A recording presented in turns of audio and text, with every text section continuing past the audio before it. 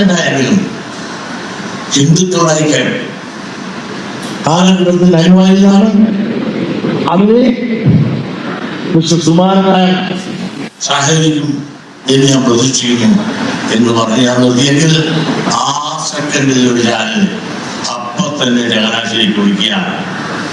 ആ ചങ്ങനാശ്ശേരിയിൽ നിന്ന് അപ്പൊ തന്നെ മറുപടി വെള്ളാപ്പള്ളി പറഞ്ഞ് ശരിയാണ്, അതിൽ നിങ്ങൾ സഹകരിക്കും, ഞങ്ങൾ ഐക്യത്തോടുകൂടി പോകാനാണ് താനെന്ന് സമാധാന സുമാരനായ പറയുന്നു.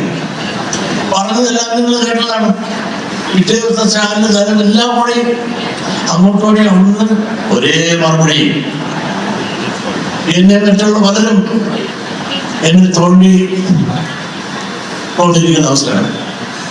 ഞാൻ സീമിന്റെ വഴിയെ കയറി വിട്ടാം, പ്രതിപക്ഷ നേതാക്കൾക്ക് കമ്മ്യൂണിസ്റ്റിന് വിട്ടാം, അവർക്കെല്ലാം ചുട്ട മറുപടി പറഞ്ഞുകൊണ്ട് എന്റെ പ്രവർത്തനങ്ങൾക്ക് ഇരട്ടിച്ചങ്ങ് നൽകിക്കൊണ്ട് പിൻബലം നൽകിക്കൊണ്ട് എന്നെ കരുത്തനാക്കി നിർത്തിയതാണ് ബഹുമാനപ്പെട്ട സുമാരനായ. ആ കരുത്തുമായിട്ടാണ് ഞാൻ പോയത്. ആ കരുത്തിനെ കണ്ടുകൂടെ പലരും ഭയപ്പെട്ടു. പലരും രാഷ്ട്രീയ അന്തരീക്ഷം എന്താകും എന്ന് ഭയന്നു. രാഷ്ട്രീയ നേതാക്കന്മാർക്ക് ഒരുപാട് ഉൾക്കൊള്ളികളുണ്ടായി.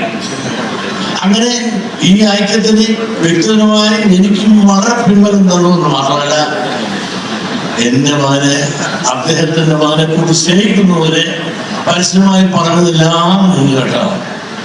അങ്ങനെ ഒരുപാട് നീങ്ങുന്നത് അതാണ് സുമാരനായ. കാരണം അദ്ദേഹം പറഞ്ഞൊരു സാമൂഹ്യ സത്യമാണ്. അതുകൊണ്ട് തന്നെയാണ് രാജാവ് നഗ്നനാണെന്ന് പറയണമെങ്കിൽ നിഷ്കളങ്കനായ കുട്ടിക്ക് സാധിക്കും.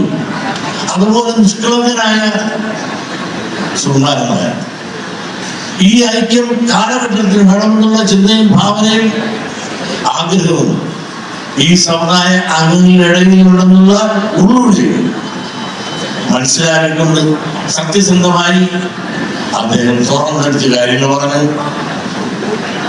അതിനുശേഷം നമ്മളോടുകൂടി ഐക്യത്തിൽ ചില ഉപാധികൾ നമ്മുടേതായ ഐഡന്റിറ്റി നിലനിർത്തിക്കൊണ്ട് മുമ്പോട്ട് പോകാനുള്ള ചില തീരുമാനമെടുത്തു. പിറ്റേ ദിവസം തന്നെ അദ്ദേഹത്തെ ഞാൻ വിളിച്ചറിയിച്ചു. എന്നിട്ട് ഞാൻ പറഞ്ഞു, തുഷാറിനെ സ്ഥലത്തില്ല, യോഗം വൈസ് പ്രസിഡന്റ് ചുമതലപ്പെടുത്തിയിരുന്നത് 2-3 ദിവസം നമ്മൾ കഴിഞ്ഞ് കാണണം. ആയിക്കോട്ടെ, ഞങ്ങളെ അങ്ങോട്ട് കൊടുക്കുന്നുണ്ട്, അതിൻ്റെ കൂടെ അംഗീകാരം കിട്ടിയിട്ട് നമുക്ക് കാണാം എന്നോട് പറഞ്ഞ് സന്തോഷമായി ഞാൻ